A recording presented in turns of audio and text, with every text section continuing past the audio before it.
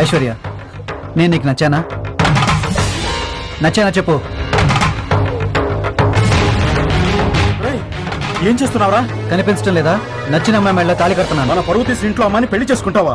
నువ్వు గానీ దాన్ని చేసుకుంటే నా ఆస్తిలో చిల్లి గవ్వ కూడా ఇవ్వను.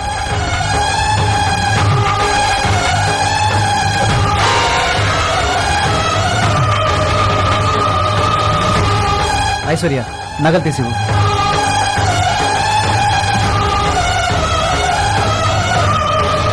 ఇవిగో తీసుకో.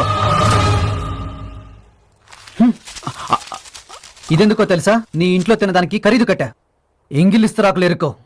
పద ఐశ్వర్య.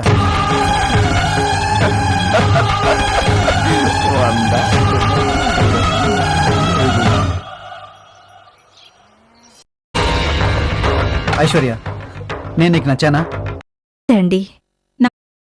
గుంటూరు జిల్లా పొన్నూరు మండలం బ్రాహ్మణ కోడూరుకు చెందిన కమలకంటి హరిబాబు అనే వ్యక్తి తన స్నేహితులతో కలిసి నిర్మాణ పనుల కోసం యలహంక వెళ్లేందుకు సోమవారం సాయంత్రం గూడూరులో కొండవీడు ఎక్స్ప్రెస్ రైలు ఎక్కాడు. రైలు ప్రకాశం జిల్లాలోని గద్దలకొండ స్టేషన్ దాటిన తర్వాత అందరూ కలిసి భోజనం చేశారు. భోజనం పూర్తయ్యాక హరిబాబు చేతులు కడుక్కోవడానికి వాష్ బేసిన్ దగ్గరికి వెళ్లాడు. కానీ అక్కడ ఖాళీ లేకపోవడంతో డోర్ దగ్గర నిల్చున్నాడు. అయితే ఈ సమయంలో రైలు ఒక్కసారిగా బలంగా కుదుపుకు గురైంది. ఆ కుదుపు కారణంగా హరిబాబు అదుపు తప్పి రైలు నుంచి కింద పడిపోయాడు. ఇది గమనించిన తోటి ప్రయాణికులు వెంటనే అతని స్నేహితులకు సమాచారం ఇచ్చి రైలు చైన్ లాగి ఆపారు. అప్పటికే రైలు సుమారుగా కిలోమీటర్న్నర దూరం వెళ్లిపోయింది. పరిస్థితిని అర్థం చేసుకున్న లోకో పైలట్ వెంటనే ఉన్నతాధికారులకు ఫోన్ చేసి గుంటూరు రైల్వే అధికారుల నుంచి ప్రత్యేక అనుమతి తీసుకున్నారు. ఆ అనుమతితో రైలును వెనక్కి నడిపి హరిబాబు పడిపోయిన ప్రదేశానికి తీసుకువెళ్లారు. పట్టాల పక్కన తీవ్ర గాయాలతో పడి ఉన్న హరిబాబును గుర్తించి వెంటనే రైలు ఎక్కించి మార్కాపురం రైల్వే స్టేషన్ కు తరలించారు. అక్కడి నుంచి అంబులెన్స్ లో ప్రభుత్వ ఆసుపత్రికి తరలించారు. కానీ చికిత్స పొందుతున్న సమయంలో అతని పరిస్థితి విషమించి చివరికి ప్రాణాలు కోల్పోయాడు. ఈ ఘటనపై రైల్వే పోలీసులు కేసు నమోదు చేసి దర్యాప్తు ప్రారంభించారు. హరిబాబు మరణ వార్త విని కుటుంబ సభ్యులు, గ్రామస్తులు తీవ్ర దిగ్భ్రాంతికి గురయ్యారు. గుంటూరు జిల్లా పొన్నూరు వీధి కుక్క పిల్ల కదా, దీనికి ఒక మంచి లైఫ్ ఇద్దామని మా ఇంటికి తీసుకొచ్చాము. ఈ చిన్నపిల్ల వాళ్ళ అమ్మని వీల్ చైర్ లో కూర్చోబెట్టి తీసుకొని వెళ్తూ ఉండగా నూడిల్స్ షాప్ ఏమి హాస్పిటల్కి వెళ్ళావా? ఇంట్లో కూడా ఆగు ప్రణీత, ఈ పెళ్లి చూపులు ఆపితే మేము పురుగుల మందు తాగి చచ్చిపోతాం. తను నన్ను లవ్ చేస్తోంది. నాకు ఒక్క రూపాయి కూడా వద్దు. మీ అమ్మాయిని గుండెల్లో పెట్టుకుని చూసుకుంటా. మీరు ఒప్పుకుంటే ఇక్కడే పెళ్లి చేసుకుంటా. అయినా మీ కులంలో బుద్ధున్నోళ్ళు ఎవరైనా అమ్మాయిలు ఇచ్చి పెళ్లి చేస్తారా? మా కులం ఏంటి, మీ కులం ఏంటి? సరే, తనకి పెళ్లి చూపులు ఇష్టమని చెప్పని నేను వెళ్ళిపోతాను. తనకు అబ్బాయి నచ్చాడు, లోపల చాలా సంతోషంగా ఉంది. కావాలంటే నువ్వే చాటుగా వెళ్ళి చూడు.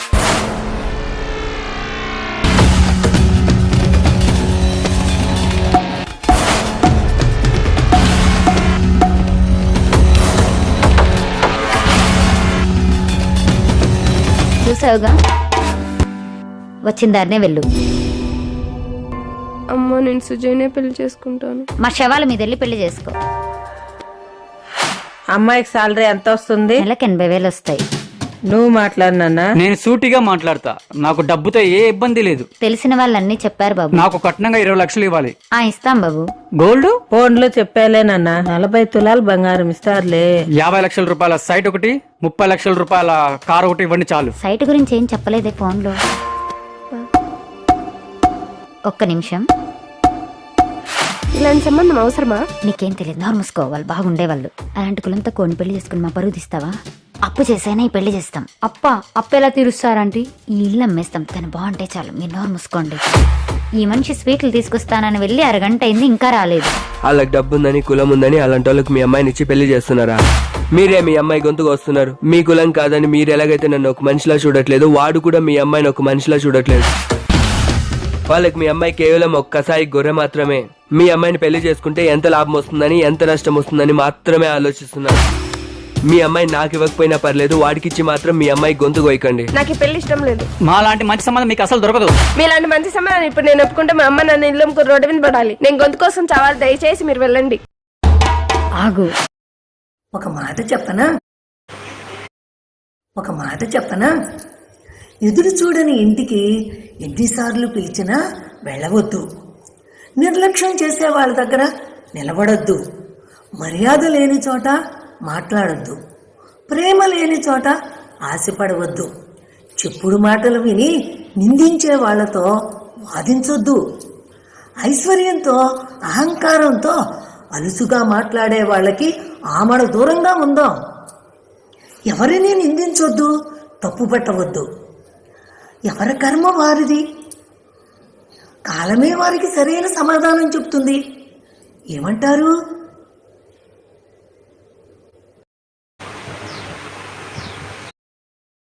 నడి రోడ్డుపై ఇద్దరు కానిస్టేబుళ్ల ఘర్షణ. మహిళతో ఓ ట్రాఫిక్ కానిస్టేబుల్ నడి రోడ్డుపై గొడవ పడిన ఘటన విజయవాడ అజిత్ సింగ్ నగర్ పోలీస్ స్టేషన్ పరిధిలో బుధవారం తెల్లవారుజామున జరిగింది. విజయవాడ 4వ పట్టణ ట్రాఫిక్ పోలీస్ స్టేషన్ లో కానిస్టేబుల్ గా పనిచేస్తున్న శ్రీనివాస్ నాయక్ మధురానగర్ పసుపు తోటకు చెందిన ఓ మహిళతో బుధవారం తెల్లవారుజామున 3 గంటల ప్రాంతంలో సింగ్ నగర్ లో గొడవ పడ్డారు. ఈ విషయం తెలుసుకున్న డ్యూటీ కానిస్టేబుల్ కోటేశ్వరరావు వీరిని అడ్డుకొని రోడ్లపై గొడవలేంటని ప్రశ్నించారు. తామిద్దరం బంధువులమని, తాను ట్రాఫిక్ కానిస్టేబుల్ అంటూ శ్రీనివాస్ నాయక్ బదిలివ్వడం అక్కడి నుంచి కోటేశ్వరరావు వెళ్ళిపోయాడు. మళ్ళీ నమస్కారం.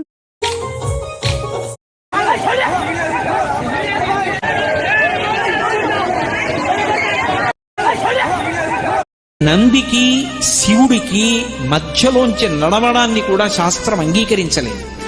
ఒక్క శివాలయంలో అర్చకుడు వినా ఎవ్వరూ కూడా నందీశ్వరుడికి శివలింగానికి మధ్యలోంచి నడవడం కానీ వెళ్ళడం కానీ ఎప్పుడు చెయ్యకూడదు. అలా కానీ వెళ్ళాడా వాడు అనుగ్రహం మాట దేవుడెరుగు, శివుడి యొక్క ఆగ్రహానికి పాత్రుడవుతాడు. అందుకే నందీశ్వరుడు అంటే అంత గొప్ప వైభవాన్ని, అంత గొప్ప వరాన్ని పొందినటువంటి మహానుభావుడు. నందికి ఎక్కువ పాపాలు. రైట్, నువ్వు జేరీని కొట్టావా? వాడికి నీకు ఏంట్రా గొడవ? వాళ్ళ నాన్న ఇంటి మీదకి వచ్చి అడుగుతున్నాడు, ఎందుకురా ఇలా నా పరువు తీస్తావు? ఇప్పుడు వాడి కిందకు వస్తాడు, ఇల్లు ఖాళీ చేయమంటాడు. వీధిలంబడి పడి వీధి వీధి తిరగాలి. నువ్వేనా సాయం చేస్తావా? లేదు. అసలు ఎందుకురా వాడిని కొట్టావు? నేను వాడిని కొట్టలేదు నాన్న, వాడే 4 ఫ్రెండ్స్ ని వెంటే. నమస్తే అండి. మా గ్రామంలో నివసిస్తూ తెలంగాణలో అప్డేట్ చేయని ఆధార్ కార్డులపై రాష్ట్రం పేరు ఏపీ అని ఉంటే మహిళలకు 0 టికెట్ ఇచ్చేందుకు కొందరు చెన్నైలో 299. అమ్మా నేను ట్రిప్ నుంచి వచ్చేసా. ఎందుకు కొడుతున్నావు అమ్మా? అబ్బా ఏం ఎరగలేనా టేడుది. గాయస్, ఇంట్లో ట్రిప్ లో టెంపుల్స్కి వెళ్తానని డబ్బులు తీసుకొని ఇలా కొండల్లో జలపాతాల్లో తిరుగుతున్నా డబ్బులతో. ఇది ప్లానింగ్ అంటే మామూలుగా ఉండదు మనతో. నువ్వు పెట్టకపోతే పోలే నాకు ఎవరు పెట్టరా, పెద్దాం పెట్టింది. ఇంట్లోకి పదా, ప్లానింగ్ ఏంటో చూపించాను. అయిపోయింది, బతికి అయిపోయింది. నేను కొత్త చెక్కేస్తారులే ఈ రోజంతా. తెల్లారిపోయింది. ఏటమ్మా తెల్లారకు ముందు లేపెత్తున్నా? సన్ రైజ్ కోసం బాబు, చూడు ఒకసారి. గాయస్ చూడండి, టైం ఏమో 5:15 అవుతుంది. నేనైతే సన్ రైజ్ కోసం వెయిట్ చేస్తున్నా. సన్ రైజ్ అనేది చాలా బ్యూటిఫుల్ థింగ్. ఎవ్రీడే భార్య డ్యూటీకి వెళ్తూ భర్తని హగ్ చేసుకుంటుంది.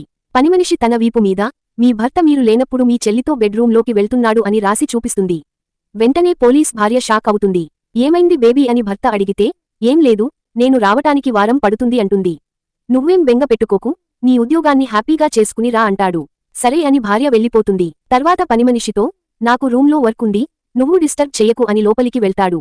త్వరగా రా బావ అని మరదలు అంటే, నాకు కంగారుగానే ఉంది బేబీ, మీ అక్కకి తెలియకుండా ఎంజాయ్ చెయ్యటం భలే ఉంది అంటాడు. తర్వాత ఏం జరిగిందో చూసే ముందు ఇవన్నీ ఈరోజు గుళ్ళో పూజ జరిగింది కదా నాన్న, కుబేరేశ్వరం పూజ జరిగింది అనమాట. ఇవన్నీ నాకు తాంబూలాలు ఇచ్చారనమాట. ఇన్ని తాంబూలాలు, ఇవన్నీ గుళ్ళో పూజ చేస్తే ఇన్ని పండ్లు వచ్చినాయి నాకు. సాధారణంగా గర్భం దాల్చిన వారు 9 నెలలకే ప్రసవిస్తారు. కానీ గాంధారి మాత్రం గర్భం వచ్చి 2 సంవత్సరాలైనా కూడా కడుపులోనే బిడ్డల్ని మోస్తూ ఉండిపోతుంది. సరిగ్గా అప్పుడే కుంతి ధర్మరాజుకి జన్మనిస్తుంది. ఆ విషయం హస్తినాపురంలో ఉన్న గాంధారికి తెలిసి కుంతి అప్పుడే బిడ్డకు జన్మనిచ్చింది. నేను మాత్రం 2 సంవత్సరాలుగా ఈ కడుపుతోనే ఉన్నాననే బాధతో ఇంకా కోపంతో తన గర్భాన్ని గట్టిగా కొడుతుంది. ఆమె అలా చేయడంతో కడుపు నుంచి ఒక మాంసపు ముద్ద బయటికి పడుతుంది. ఆ విషయం తెలుసుకున్న వ్యాస మహర్షి, ఎంత పని చేసేవు తల్లి, నీకు సాక్షాత్తు ఆ పరమశివుడు అనుగ్రహం ఉంది. ఆయన ఇచ్చిన వరం ఎప్పటికీ నెరవేరకుండా అయితే ఉండదు అంటూ బయటకు వచ్చిన ఆ పిండాన్ని 101 ముక్కలు చేసి కుండల్లో పెడతాడు. సరిగ్గా 13వ రోజు మొదటిగా దుర్యోధనుడు బయటకు వస్తాడు. ఆ తర్వాత ఒక్కొక్క మట్టి కుండలో నుంచి అందరూ జన్మిస్తారు. అలా 100 మంది కుమారులు, ఒక కుమార్తె గాంధారికి జన్మిస్తారు. సాధారణంగా గర్భం దాల్చిన వారు 9 నెలల. సార్, జగన్మోహన్ రెడ్డి పరిపాలనకి ఇప్పుడున్న గవర్నమెంట్ పరిపాలనకి తేడా ఎలా? తేడా లేకుండా ఎందుకుందండి? ఏం చేశారు ఆ గవర్నమెంట్ పరిపాలనలో? ఎక్కడన్నా ఏమైనా పనులు చేశారా? ఏం చేశారు? ఆ పథకాలు ఒకటి పంచారు, జీతాలు ఇచ్చారా? జీతాలు టయానికి ఇవ్వాలి, పథకాలు మాత్రం ఇచ్చారు టయానికి, జీతాలు ఇవ్వాల. మరి వాళ్ళన్నీ అంతున్నాయి కదా, వాళ్ళకి ఇబ్బంది లేదు. ఎక్కడ చూసినా రోడ్లు బాగు చేస్తున్నారు కదా. మా కళతో మేము ఏ ప్రభుత్వం టర్మ్ లో కూడా ఇంత ఇదిగా రోడ్లు ఈ షార్ట్ పీరియడ్ లో అంత వర్క్ జరగడం చూడాలి. Chandrababu even last time Chandrababu Naidu గారు చేసినప్పుడు కూడా